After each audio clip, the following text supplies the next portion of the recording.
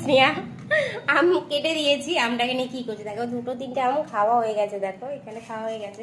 বলছে মা এবার ভিডিওটা করো দেখি।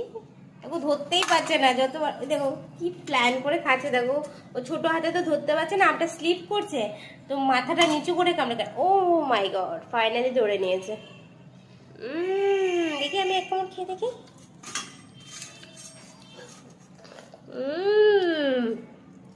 কি মিষ্টি,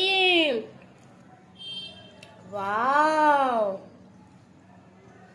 ফলের রাজা কে মা? ফলের রাজা, ফলের রাজা কে?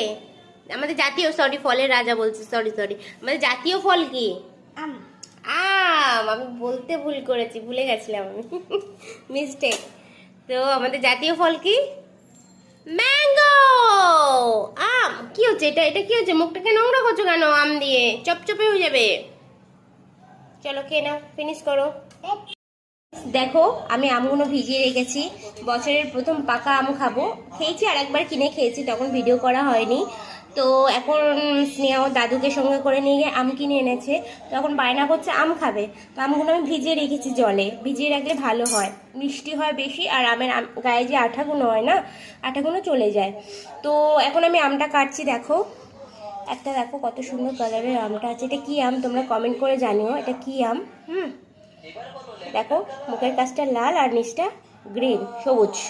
তো চলো আমটা কাটি। এই দেখো অর্ধেকটা কেটেছি। দেখো গাইস আমি একটা আম কেটে নিয়েছি, এখন স্নেহা টেস্ট করে দেখবে। না স্নেহা খেয়ে দেখো, এদিকে স্নেহা ফোন দেখছে।